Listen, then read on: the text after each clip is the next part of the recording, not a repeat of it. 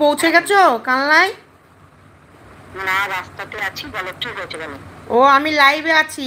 বলছি তোমার সবাই বলছে এই যে শাস্তিটা পাবে তো, নাকি আবার ভুলে যাবে? দেখো, এই আইনি প্রসিডিওরের মধ্যে প্রীতমের চ্যানেল, পিঙ্কির চ্যানেল এবং নিকির চ্যানেল, এই তিনটে চ্যানেল কিন্তু অলরেডি শুরু হয়ে গেছে, প্রক্রিয়া শুরু হয়ে গেছে। ঠিক আছে?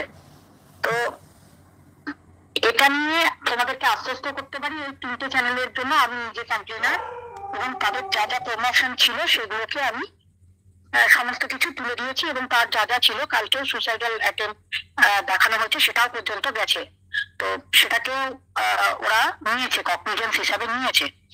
এখন কথা হচ্ছে, রিমিকে শ্বশুর বাড়ি পাঠানোর পর থেকে আমরা যেটা প্রমাণ করার চেষ্টা করছিলাম, যে বারবার বলা হতো রিমি পাগল, রিমি নাকি থাকতে পারে না, রিমির নাকি সব দোষ রিমির, এবং এই পরিবারটা নাকি খুব ভালো, এবং এই মেয়েটাকে বারবার চক্রান্ত করে তাড়িয়ে দেওয়া হতো, এবং মেয়েটা বারবার কোথাও প্রমাণ করতে পারতো না। মেয়েটি এতটি অসহায় এবং নিরীহ, মুখের কথা প্রকাশ করতে পারতো না বলে কখনো হাত কেটে নিত, কখনো ওষুধ খেয়ে নিত, নানা রকম ভাবে কান্নাকাটি করতো, প্রকাশ করতে পারতো না। সে যে একটা নার্ভের পেশেন্ট, তাকে আজকে বিগত 1.5 মাস ধরে ডাক্তার দেখানো হয়নি, তাকে কোনো ওষুধও দেওয়া হয়নি, তার মা বলেছে বলে নাকি তাকে দেওয়া হয়নি। কিন্তু তাদের কোনো মানবিকতার মধ্যে পড়ে না যে মেয়েটাকে একটা ডাক্তার দেখায়। আজকে সবকিছু লোকের সামনে পুরো ক্লিয়ার হয়ে গেল, যেটা আমি আজ থেকে 1 মাস আগে বলছিলাম, যেটা আমরা লড়াই দিয়ে শুরু করেছিলাম, তখন কিন্তু আমার কথাগুলো কেউ বিশ্বাস করছিল না। কারণ আমরাও প্রমাণ করতে পারছিলাম না কোথাও যে এই পরিবারটা ভেতরে মেয়েদেরকে নিয়ে কন্টেন্ট বানিয়ে কিভাবে ব্যবসা করানো হয়, এবং ওয়াইটিতে এইভাবে কন্ট্রোভার্সি তৈরি করে গোটাগত ইউটিউবারের সাপোর্ট নিয়ে কন্টিনিউয়াসলি এই ধরনের একটা চক্রান্ত চলতে থাকে। দেখো, রিমি তো আজকে সাধারণ মেয়ে নয়, রিমিও একটা ইউটিউবার, তাকেও কিন্তু বহু মানুষ ফলো করে, এবং তার একটা ফ্যান ফলোয়ার আছে, এবং রিমি তার বিবাহিত স্ত্রী। একটা মেয়েকে বলছে আলুর বস্তা, চালের বস্তা, গমের বস্তা, জোর করে কি সংসার হয়? সবাই শ্বশুর বাড়িতে মোটামুটি জোর করেই পড়ে থাকে, তার স্বামীরা মোটামুটি প্রত্যেকটা মেয়েরই স্বামী এই চলে যাও, বেরিয়ে যাও, এ সমস্ত বলে, না বলা হয় না। কিন্তু এদের যা অবস্থা, এরা বলছে জোর করে ওষুধ খাইয়ে দিল রিমিকে। কি ভাবে কালকে মা ছেলে মিলে মানসিক নির্যাতন, মানে মনে হচ্ছে রিমি কাঁদছে, অসহায়ের মতো কাঁদছে কালকে। প্রত্যেকটা মা বাবা রাত্রেবেলায় আমার ফোন ভরে গেছে পুরো রিমির জন্য, দিদি আমরা কি জাস্টিস পাবো না? কিন্তু ঘটনাটা হচ্ছে, এত একটা কঠিন পরিস্থিতি, যে এই ছেলেটা এতটা বেপরোয়া, আর ভাবছে গোটা কত দাদা ওকে হয়তো বাঁচিয়ে দেবে। তো তাদেরকে বলে রাখি বাবা, আজকে বগুলাতে খবর নিয়ে নাও, বগুলার যে সব থেকে বড় নেতা, তার নেতার বাড়ির পাশে একজন বাড়ি করতে পারছিল না বিগত 20 বছর। ঠিক আছে? সেই নেতা সিপিএম এর আমলে বড় নেতা, টিএমসির আমলেও বড় নেতা, বিরাট বড় নেতা, নেতার নাম বললে চমকে যাবে। তো সেই নেতার আজকে ক্ষমতা হলো না, তার বাড়ির গায়ে গা লাগিয়ে ঢালাই করে আজকে বাড়ি তৈরি করে দিয়েছি। সমাজ সেবকের লাইভটা গিয়ে দেখে আসতে বলো, বা আমার প্রোফাইলে এখন শেয়ার করে দিচ্ছি। তো আমি কি রকম মহিলা, কি কাজ করি, আজকের খবর বলছি, আজকের।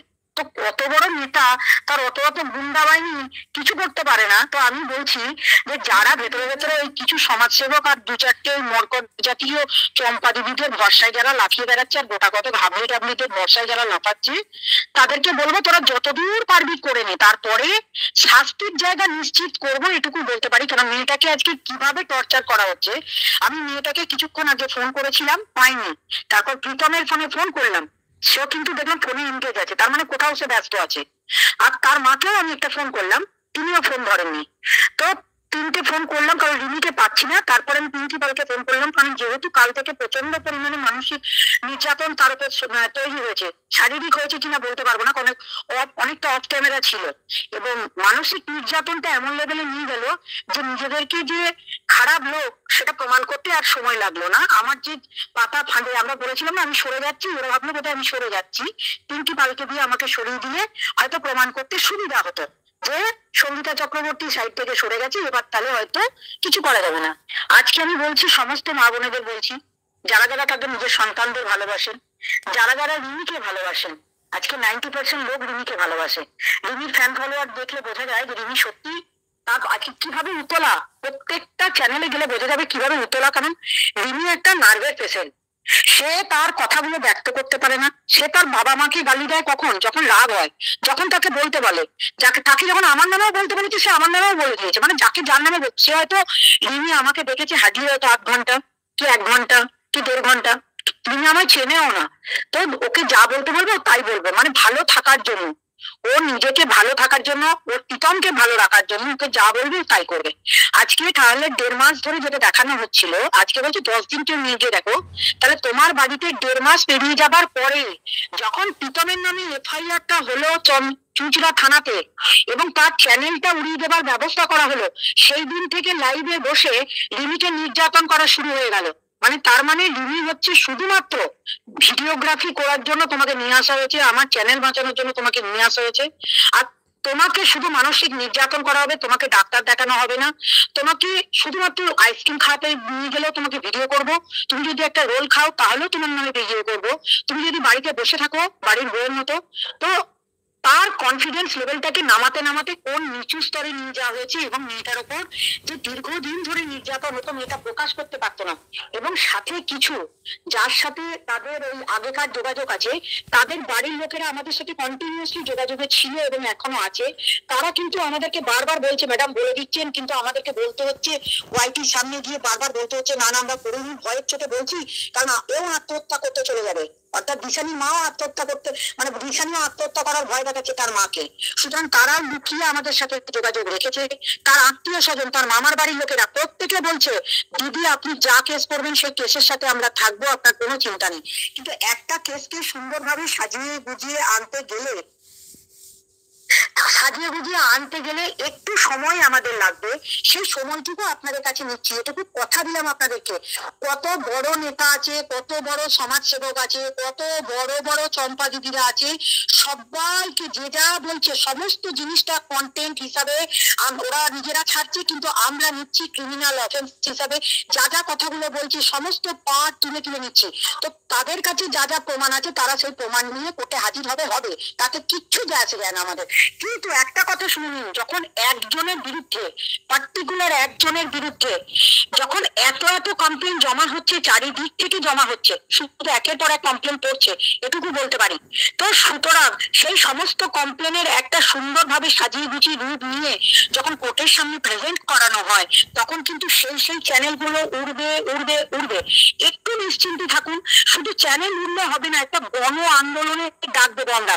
গণ আন্দোলনের ডাক পেলে আপনারা বুঝতে পারবেন যে যখন আমরা গণ আন্দোলনের ডাক দিই তখন কিন্তু বেশ মানুষ এসে জড়ো হয়, আর এক্ষেত্রে গণ আন্দোলনের ডাক দেওয়াটা আমাদের পক্ষে অনেকটা সুবিধা হবে। তার কারণ রিমিকে ভালোবাসার লোক এবং এই দেবনাথ পরিবারের যে নোংরামিটা সেটা সকলের সামনে চলে এসছে, সকলের মধ্যে আজকে প্রস্ফুটিত যে আমাকে প্রমাণ করতে হবে না, আর আমাকে নতুন করে প্রমাণ করার কোনো দরকার নেই। তারা বলছে থানায় বসিয়ে দিয়ে যাবো, থানাওয়ালারা অ্যাক্টিভ আছে, প্রত্যেকটা দুটো থানায় কিন্তু পুরো অ্যাক্টিভ, আমি কোনো পয়সা দিয়ে থানা কিনিনি, থানাতে পিটিশনের পর পিটিশন পড়ছে।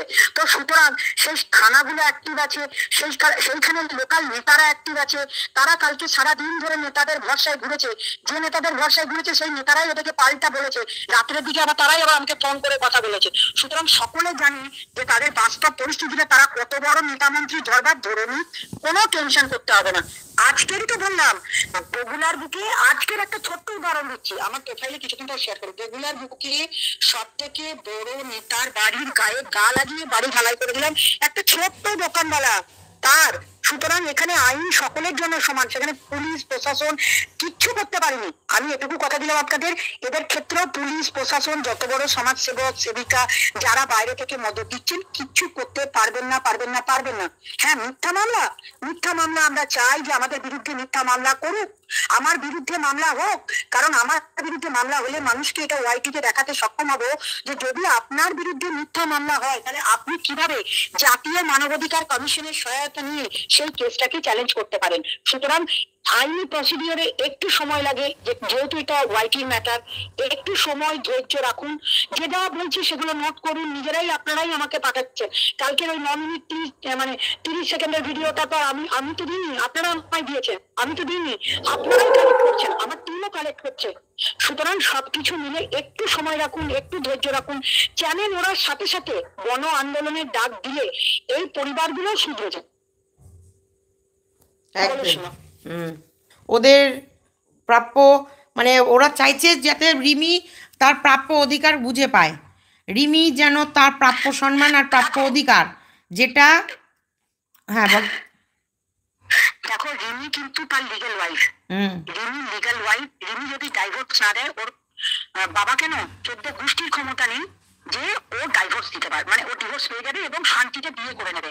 দ্বিতীয় ঘটনা হচ্ছে রিমিকে যতবার বার করে দেবে আমরা ততবার ঢোকাবো, সুতরাং সেটা নিয়েও চিন্তা নেই। থার্ড হচ্ছে ওইটা একটা কথা যদি আসে যে বাবার সম্পত্তি, যেটা সময় আমায় জিজ্ঞাসা করছিল কিছুক্ষণ আগে, বাবার সম্পত্তি, বাবার সম্পত্তিতে ছেলে থাকবে কিনা, বাবা ছেলেকে ত্যায্যপুত্র করে দিক কোর্ট পেপারে, একদম পুরোপুরি ত্যায্যপুত্র করে দিক, তাহলে ওই বউ ওখানে থাকার থেকে বউয়ের প্রাপ্য, কারণ ত্যায্যপুত্র করে দিলে বৌমাটাকে যখন দিয়ে দিয়েছিল বৌমার প্রাপ্যটাও বুঝিয়ে দিক, দিয়ে বাবা মাটাকে বার করে দেবে, কোনো অসুবিধা নেই। কিন্তু এটা ধরে যেন না বসে থাকে যে কারো কথা শুনি যে ভাই তুই কোটে কোটে ঘুরতে থাক আর আমরা ভাই বুঝে নেবো, ঠিক আছে? ওই কোটে কোটে ঘুরতেই থাকবে আর মেয়েরা তার ভাববে যে ছেলেটার জন্য আমি কোটে কোটে ঘুরতে থাকবো আর ছেলেটা মজা মারবে সুখে থাকবে, সেটা করতে দেবো না। এটা নিয়ে কেউ চাপ নিও না।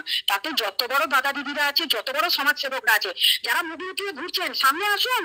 আমি যেমন বলছি আমি কেসে আছি, উনি স্মাইলির পিছনে থাকে, উনি স্মাইলির পিছনে থাকে, ওই সেবক দাদা স্মাইলির পেছনে থাকে, রয় বাবু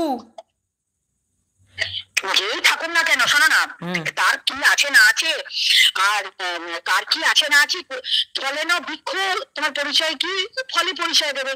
তো এখন তো কথা নয়, আমার সাকসেস রেট দেখে নেবে আর তাদেরও সাকসেস রেট তারাও দেখে নেবে, তাই কোনো টেনশন করার কিছু নেই। আর রিমি যেহেতু ওই বাড়িতে আছে, আমাদের যেটা চিন্তা, আমার যেটা চিন্তা, রিমি নাকি শরীর খারাপ বললো, তাই আমি একটু ফোন করে খবর নেবার চেষ্টা করলাম রিমি ঠিক আছে কিনা, কারণ কাল থেকে কিভাবে মানসিক নির্যাতন তার উপর শুরু হয়েছে, কাল না পরশু থেকে, পরশু রাত থেকে, ঠিক আছে? হ্যাঁ, পরশু রাত থেকে অন লাইভে, সব থেকে বড় কথা এই ছেলেটার একটাই স্বভাব, লাইভে বসে বসে সবাইকে তুলনা করে দেওয়া, ও এত বড় নেতা। আর আজকে সেই কমেন্ট অফ করে দিয়েছে, যাদের কমেন্ট পড়ে পড়ে রিমিকে অপমান করা যায় সেই কমেন্ট গুলোকেই আজকে অফ করে দিয়েছে। তাহলে তার যদি ক্ষমতা থাকতো সে কমেন্ট বক্স অন করতো, তোমরাও তো বলছিলে দিদি কমেন্ট বক্স অফ করে দিয়েছে, মানে এমন ধোলাই খাচ্ছে, এমন রাম ধোলাই খাচ্ছে, কমেন্ট বক্স ভয়ে অফ। তাহলে দেখো দেখো সব থেকে বড় কথা, অনেকে বলবে যে পুলিশ প্রশাসনের পরও কিন্তু একটা জিনিস আছে, যেটা হচ্ছে মানুষের, জনগণের কিন্তু চোখের সামনে যেটা ভাসছে, যেটা সত্যতা প্রকাশ হচ্ছে, সামনে চলে আসছে, সেই জিনিসটা কিন্তু মানুষ কখনো ভুলতে পারে না। আজকে রিমির জন্য আমাকে কতগুলো দিদি রিমি ঠিক আছে তো, রিমি ঠিক আছে তো, মানে রিমির সাথে আমার কথাও হয়নি, দিনের বেলাতেও একটা খেতে গেছিল কোথায়, মেলানো কোথায়, আমি তারপরে এই রাত্রেবেলায় ফোন করলাম, কি হয়েছে না ওর জ্বর, হ্যাঁ সামাও কোথাও আমাকে জানালো। তো আমি বললাম ঠিক আছে আমি ফোন করছি, রিমিকে ফোন করেছিলাম পাইনি, রিমির বরের ফোনে ফোন করলাম পাইনি, রিমির শাশুড়ির ফোনে ফোন করলাম সে ধরেনি, রিমির ফোনে বরের ফোনটা ব্যস্ত আছে, সে হয়তো অন্য কোথাও ফোনে ব্যস্ত আছে। তো যাই হোক, তাদেরকে শুধু এটুকু বলবো, বাবা চেষ্টা চালিয়ে যাও, যত বড় সমাজ সেবক নেতা মন্ত্রী মমতা ব্যানার্জি চলে যাও, কিন্তু এটুকু কথা দিলাম, রিমি তার রিমির অধিকারকে পাইয়ে ছাড়বো ছাড়বো ছাড়বো, তাতে যত বড় নেতা মন্ত্রী ধরবার ধরে নাও, ঠিক আছে? কোনো চিন্তা করতে হবে না। আর যত বড় আইনের পথ ধরো না কেন, রিমি ওই বাড়ির ওয়াইফ। আর একটা কথা বলি, যেটা সব থেকে বড় চক্রান্ত চলছে, রিমিকে পাগল বানানো। আরে রিমি যে কত বড় ইউটিউবার, তার কত কত ফ্যান ফলোয়ার, তার যে কি কোয়ালিটি, সেটা প্রমাণ করাটা আমাদের কাছে নয়, পুরো ওয়ার্ল্ডে জুড়ে চলছে। আজকে রিমির কোয়ালিটি, লক্ষের যোগ্যের কোয়ালিটি ওই দিশালি বলে মেয়েটার নেই, কিচ্ছু নেই, এক ইঞ্চি নেই। আজকে রিমি ওই বাড়িতে গেছে, কিভাবে ফ্যান ফলোয়াররা কিভাবে রিমিকে খুঁজে বেড়াচ্ছে, রিমি রিমি রিমি রিমি রিমি। আজকে এই ছেলেটি যদি ভেবে বসে থাকে যে রিমি কে পাগল, একটা পাগল মেয়েকে আমি নিয়ে এসেছি, তুই যখন বিয়ে করেছিলি পক্সো কেসে কেস খাওয়ার পরে সেই কেসটা তুলে মেয়েটাকে নিয়ে এসেছিলি, তো সেই মেয়েটা যে পাগল বলছিস, তো পাগলের বানাতে গেলে একটা নার্ভের পেশেন্টকে পাগল বানানো, দীপিকা পাডুকোনও ডিপ্রেশনের রুগী ছিল, তো ডিপ্রেশনের রুগীকে কখনো কেউ পাগল বলে না। তোদেরকে লোকে এটা পাগল বানাবে, তোরা তৈরি থাক, ঠিক আছে? তৈরি থাক। আর বাবা তোদের কত বড় ক্ষমতা, তোর মা তুই, তোদের কত বড় ক্ষমতা, তোদের চামড়া খুলে নেবো আমরা, তোদের চামড়া খুলে নেবো আমরা, একদম তোদের চামড়া খুলে নেবো আমরা, একবার আমরা মুখের মধ্যে গুজে চামড়া টেনে তুলে নেব, নিয়ে দেবো একবার পাঁচিলে শোকাতে, যে ইটগুলো আছে তোদের বাড়ির ইটে।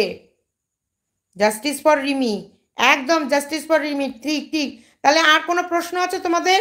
ও বাপের সম্পত্তি, ওপর বাপের 14 পুরুষের সম্পত্তি। বলি আমি রিমিকে বলি পাগলি বা রিমিকে বলি ছাগলি, যেটাই বলি না কেন, রিমি আমাদের মেয়ে, তাকে ভালোবেসে ধুর পাগল, আমরা কথায় কথায় ধুর পাগল কথাটা বলি, কিন্তু এখানে কি বলা হচ্ছে যে রিমি পাগলটাকে আমাদের পাগলের পাল্লায় গতি দিতে 1.5 মাস পর মনে পড়ছে রিমির পাগল। অ্যাকচুয়ালি পিঙ্কি পালকে তো আমি বলেছিলাম যে এরা ডকুমেন্টেশনটা রিমির একটু ভুল হয়েছে বলে এরা অনেক সুযোগ নেবে, কিন্তু তাতে কোনো চিন্তা নেই, তাতে কোনো অসুবিধা নেই। সেই ডকুমেন্টেশন নিয়ে রিমির আরেকটা ডকুমেন্টেশন দিয়ে ওটাকে ঠিক করানোর জন্য আমি কালকে পিঙ্কি পালকে বলেছি কালকে ওখানে হবে না, পরশুদিন সোমবার দিন ভোট আছে, তো ও বলেছে সোমবার বা মঙ্গলবারের মধ্যে যা যা করণীয় সেটা করণীয় তপন পালকে দিয়ে সেটা করে নেওয়া হবে, সেটা নিয়ে এমন কোনো চাপে নেই। কিন্তু এটার মানে এটা নয় যে রিমিকে পাগল প্রমাণ করার জন্য সবাই মিলে উঠে পড়ে লেগেছে, তাদের পরিবারটা এটা বোঝাবার চেষ্টা করছে মেয়েটি পাগল। তাহলে 1.5 মাস ধরে কোনো পাগলের কথা বলার ক্ষমতা ছিল না। যেই একটা সমাজ সেবকা সেবিকা জালিয়াতি করা মহিলা, তাদের যদিও কি কত কত কেস খেয়েছে তারা তাদের ঠিক নেই, তারা নিজেদের জ্বালায় জর্জরিত হয়ে 14 জায়গায় ঘুরে বেড়াচ্ছে টাকার নেশায়, তো তাদেরকে বলছি তাদেরকেও আবার একটা হুঁশিয়ারি দিলাম, খেলে কোনো লাভ নেই ভাই, এগুলো বাচ্চা ছেলে মেয়ে, আমার কাছে ওগুলো কোনো ম্যাটার করে না। তোরা চুনোপুটি রে, হ্যাঁ চুনোপুটি, চালিয়ে যা বাবা, আমার কোনো টেনশন নেই, বিন্দাস रहने का, ঠিক আছে। তো আরেকটা কথা বলি, ওই পুলিশ প্রশাসনের সহায়তা দীপালিকে পাঠিয়েছিলাম, দীপালি বেরিয়ে গেছে ওই শ্বশুর বাড়ি থেকে, বেরিয়ে গেছে মানে 2 দিন আন্দোলন করেছে, আবার কদিন পর আবার যাবে। আমরা শ্বশুর বাড়ির জলের লাইন কেটে ইলেকট্রিসিটিটা কেটে দেবো বলেছিলাম, দীপালি শুধু বললো না বয়স্ক শাশুড়ি আছে তাই ইলেকট্রিসিটি কেটে দেবো বলেছিলাম, জলের লাইন বন্ধ করে দিয়েছিলাম, 2 দিন ওদেরকে কাপড়ে চোপড়ে পয়সা করেছি, ঠিক আছে। তো কি অত্যাচার করেছি, এত লোক নিয়ে গিয়ে, তো ওরা 4টে অ্যাডভোকেট নিয়েছিল, তাদেরকে মেরে বার করে দিয়েছি, অ্যাডভোকেট 4খানা কেলানি খেয়ে বেরিয়েছে আমাদের হাতে, ঠিক আছে। তো পুলিশ প্রশাসন ধার মারায়নি ওদিকে, অ্যাডভোকেটের দিকে যখন থানায় গিয়েছিল এফআইআর করতে বলছে আপনাদের পেটের মারফত করে নিয়ে আসুন মেডিকেল করে, তো সেখানে তো সঙ্গীতা চক্রবর্তী ছিল না, কারা পেটালো এখন কে জানে অ্যাডভোকেটদেরকে, ঠিক আছে। খুব দুঃখ লাগছে মাঝে মাঝে, আমরা এরকম ভাবে আইন হাতে তুলে নিই, হ্যাঁ আইন হাতে তুলে নিই তখনই যখন হ্যাঁ বিচারি শাস্তি চাই, হবে এটুকু গ্যারেন্টি দিলাম, ওয়েট করুন হবে। আমরা প্রমাণের অপেক্ষায় আছি, ঠিক আছে, আমরা প্রমাণের অপেক্ষায় আছি, আমরা একটা আরটিআই করতে দিয়েছি, কল লিস্ট বার করতে দিয়েছি, ঠিক আছে। কোথা থেকে দিয়েছি কি দিয়েছি এখন বলবো না, পাবেন। আর একটা কথা বলে রাখি যে যারা করছেন এই সমস্ত জিনিস তাদের বললাম অনেক গভীরে পর্যন্ত চক্রান্ত শুরু হয়েছে, খুন করার চক্রান্ত নয়, প্রীতমের পরিবারটা খুন করা নয়, শাস্তি পাওয়ার দরকার আছে। যাদের পরিবারের দুটো চাইল্ড ম্যারেজ হয়েছে, আর সীমা তোমাকেও আমি বলেছিলাম, তোমাকে চাইল্ড ম্যারেজ নিয়ে তোমাকেও বলেছিলাম, তুমি আবার পরে রেজিস্ট্রি করে নিয়েছো 21 বছর হওয়াতে, সুতরাং তোমার পক্ষে আর আমার কিছু করা গেল না। না আমাদের তো বড় হয়ে গেছে, 21 বছর হয়ে গেছে, আমাদের সব রেজিস্ট্রি টেস্ট্রি সব হয়ে গেছে। আজ একজন লিখেছে পাক্কা শাস্তি হবে দিদি নাকি খালি লাইভ হবে, আরে ঘটনাটা তো ওই থেকে শুরু হয়েছে, আপনারা বললেন লিগ্যাল প্রসিডিওর স্টার্ট করতে, লিগ্যাল প্রসিডিওর স্টার্ট হয়েছে, এবং এই প্রীতম কি দুনিয়ার যে চ্যানেলটি আছে সেই চ্যানেলটি সুমোটো কগনিজেন্স হিসাবে চুঁচড়া কোর্ট নিয়েছে, সুমোটো কগনিজেন্স নিয়েছে, এবং সেখানে এফআইআর স্টার্ট হয়েছে, ওই চ্যানেলটার উপর সমস্ত অনুসন্ধান চলছে, তার কারণ ওখানে চাইল্ড ম্যারেজ আছে দুটো, এবং বাচ্চা নষ্ট আছে, তারপরে আছে সুসাইডাল অ্যাটেম্প্ট প্রমোট, সেটা কালকে প্রমাণ করে দিয়েছে, আমাদের বলাতে আমাদের এভিডেন্সটা খুব সুন্দর হয়ে গেছে, 91-এ আমরা দিয়ে দিয়েছিলাম, ফার্দার আমাকে আবার একটা সিজার লিস্ট করাতে হবে কালকেরটা। তো সুতরাং একের পর এক অনেকগুলো জিনিস হয়েছে, 3 জনের বিরুদ্ধে এফআইআর হয়েছে, তাতে প্রিন্সিপালের চ্যানেলটাও থাকবে না, এটুকু বলতে পারি। তার জন্যই এই অশান্তিগুলো শুরু হয়েছে, ওই সমস্ত অ্যাকশন শুরু হওয়ার জন্যই এই অ্যাকশনটা শুরু হয়েছে, কোনো খুন খারাপির প্রশ্ন এখানে নেই। না, ফ্যামিলিটা শাস্তি তো আপনারা দেবেন, আপনারা যদি বলেন এই ফ্যামিলিটা সমাজে গন্ডগোল ছড়াচ্ছে, তাহলে কেন আপনারা একটা মাস পিটিশন রেডি করছেন না, বা আপনার লোকাল থানাতে একটা করে চিঠি পাঠাচ্ছেন না, তাহলে তো এই ফ্যামিলিটা শাস্তি নিশ্চিত হবে। সমস্ত কিছু থেকে ফ্যামিলিটা সব জায়গা থেকে ক্ষতিপূরণ দিতে দিতে বাড়ি ঘরদর বিক্রি করে সমস্ত কিছু, হ্যাঁ আমি কালনার পথেই আছি, আমি কিছু বলবো না এখন, শুধু বলবো যে আরো 2টো এফআইআর হচ্ছে, ঠিক আছে, এটুকু বলতে পারি। আপনারা না করুন, কালনারই লোকজন এগিয়ে এসে আমাদেরকে হেল্প করছেন, এটুকু বলতে পারি। হ্যাঁ করছে, কালনার লোকজন করছে, ঠিক, হ্যাঁ আমি কালনার পথেই আছি, এটুকু বললাম শুধু আপনাদেরকে, ব্যাস। তুমি একটু বলে দাও কালনার যারা আছে যদি এফআইআর করতে চায় তোমার সাথে কি করে না যোগাযোগ করছে ভিতরে, এখন কিছু বলা যাবে না, পড়ে নেই, দেখুন প্রীতমকে নিয়ে পড়ে নেই, প্রীতমের ম্যাটারটা কোনো ঘটনা না, কিন্তু ওয়াইটিতে তো ধরুন এরা সবকিছু এসে হাত মানে উগলাচ্ছে, মানে ওয়াইটিটার গন্ডগোলের জন্য 498টা না ক্লোজ হয়নি, আছে চার্জশিট পড়ে গেছে, 498 এর চার্জশিট পড়ে গেছে, পরশুদিন পড়েছে 498 এর চার্জশিট, বাহ ঠিক আছে, বাহ সুখবর, চার্জশিট পড়েছে, সুখবর এটা। না, কোনো সুখবর নেই। ওরা সেটাকে নিয়ে চ্যালেঞ্জ করবে, যেহেতু এই বিয়েটাকে ওরা চ্যালেঞ্জ করবে আর কি। তাতে করে করলে আমার কিছু যাচ্ছে না, কারণ আমার কাছে যে অর্ডারটা আছে পক্সো অ্যাক্টের, সেই অর্ডারটাকে ওরা কিভাবে ক্যান্সেল করেছে সেটার উত্তর দেবে, যে তারপরেও কি করে বিয়ে করলো ওরা। এটাই এটাই ওদের কাছ থেকে সব থেকে বড় খতরনাক জিনিস, যেটাতে ওরা হারবে। আর হারার জন্য পিঙ্কি পালকে ক্ষতিপূরণ দিতে হবে। রিমির জীবন নিশ্চিত আছে, নিশ্চিন্ত থাকুক, কোনো টেনশন নেই, ঠিক আছে? রিমির জীবন নিশ্চিন্ত আছে, প্রীতমের শাস্তি চাই, রিমির জীবনটা শেষ করে করেছিলাম, শুনলাম রিমির জ্বর, কিন্তু রিমির খবর পাচ্ছি না, খুব টেনশনে আছি।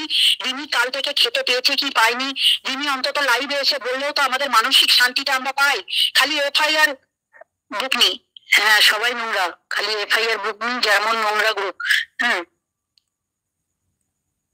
হ্যাঁ, একটু একটু ভাষা খারাপ, সমাজসেবিকা তো নই আমি, আমি মানবাধিকার কর্মী। আমাদের ভাষাটা একটু এরকম। এই যে কালকে বলেছি না, যে অনেকে বলছে যে হ্যাঁ পিঙ্কি পালের চ্যানেলে উঠবে। এই তো পিঙ্কি চলে আসছে। রিমির খুব জ্বর, খেয়েছে খাবার টাবার কিছু খেয়েছে? দেখো মেয়েটার উপর কি অত্যাচার করছে, মেয়েটার টেনশনে জ্বর চলে এসেছে। একদম একদম, ওই প্রীতমের চ্যানেলটা উড়ে যাবে বলেই প্রীতম এটা করছে, ঠিক আছে? আর প্রীতম এটাও জানে যে আবারও চ্যানেল দাঁড় করাবো, সেটাও চিন্তা ভাবনা করছে। কিন্তু আমরা যেটা করেছি তার সাথে ক্ষতিপূরণের দাবি করেছি আর কি, ঠিক আছে? এই যে চাইল্ড ম্যারেজ করেছে, সমস্ত করেছে, এগুলো কিভাবে দেবে সেটার জন্য ভাববো ওরা। হুম, পিঙ্কি একটু রিমির সঙ্গে কন্টাক্টে থাকো। ভালোবাসা না থাকলে সংসার করা যায় না। রিমি তার থেকে খোরপোশ নিয়ে ওর মতো চালাক আর লাথি মেরে চলে যাক। দেখুন, একটা কথা আমি বলি এখানে, এটাতে অনেকগুলো কথা আপনি বলেছেন, খুব বাস্তব কথা, যে জোর করে সংসার হয় না। 1.5 মাস কি জোর করে দেখছিলেন? জোর করে তারা তো দেখাচ্ছিল যে তারা নাকি বন্ধু, এবং তার সঙ্গে অন্য কারোর কোনো সম্পর্ক নেই। তাহলে জোর করে সংসার বলার তার থেকে তো এটা বোঝাচ্ছিল যে না, রিমির সাথে খুব ভালো আছে, খুব ভালো সংসার চলছে। হঠাৎ করে হলোটা কি? তাহলে জোর করে নয়। এক্ষেত্রে 1.5 মাস আপনারা এত ভালো ভালো ভিডিও দেখেছেন, এত কিছু দেখেছেন, তাহলে জোরটা কখন দেখতে পেলেন? একদম। যদি তাহলেই হতো, তাহলে রিমিকে আজকে 1.5 মাস ধরে শারীরিক সম্পর্ক এবং তাকে শয্যা সঙ্গিনী বানিয়ে হঠাৎ করে কালকের মধ্যে আমার নতুন বয়ফ্রেন্ড হয়েছে, পরশু থেকে একজনকে লিখে দিচ্ছে কন্টেন্টে যে আমার নতুন বয়ফ্রেন্ড হয়ে গেছে, সেটা দেখে পাগলের মতো আর একটা মেয়েকেও চাই, এবং দুটো মেয়েকে ব্লগ খুলবো আর একবার করে একে টানবো, একবার ওকে টানবো। এই নেশাটা তো চলতে থাকে না, একটা তো এন্ডিং আছে। রিমি তার থেকে রিমি খোরপোশ নেবে, ডাইভোর্স দেবে না, তাকে বিয়েও করতে দেবে না, এটুকু বলতে পারি। কারণ রিমি এটা করবেই না, রিমি অন্য কাউকে বিয়ে করবে না, এটুকু আপনাকে বলতে পারি। সুতরাং তার শ্বশুরবাড়িতে তার সমান অধিকার আছে। তার স্বামী তাকে ভালোবাসবে না, তার কাছে ভালো সম্পর্ক রাখবে না, সেটা অন্য জিনিস, কিন্তু রিমি তার শ্বশুরবাড়িতেই থাকবে। আবার স্বামীকেও শান্তি দেবে না, যে ওকে ছেড়ে অন্য মেয়ে ছেলের সঙ্গে বিয়ে করবে, সেই সবও হবে না। সারা জীবন ও লটকে থাকবে। আর রিমির মতো সুখের হাত ঠ্যাঙের ওপর ঠ্যাং তুলে একবারে সোনার চামচ মুখে নিয়ে ওই বাড়িতেই বসে থাকবে।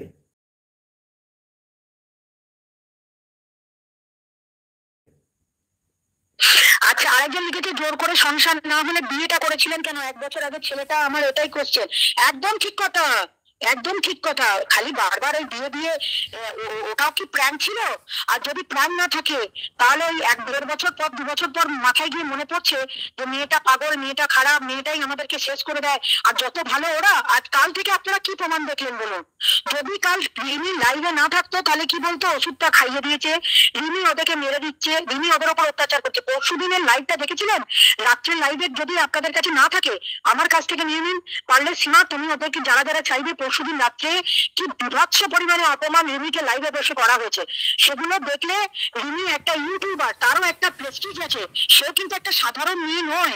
আপনার বাড়ির যদি রিমি আজকে আপনার মেয়ে হতো, তাহলে কি আপনি পারতেন এই কথাটা বলতে, যে আপনার মেয়েকে যদি আর একটা মেয়ের জন্য বারবার অপমানিত হতে হতো তার স্বামীর দ্বারা, তাহলে সেটা কি সহ্য করা যেত?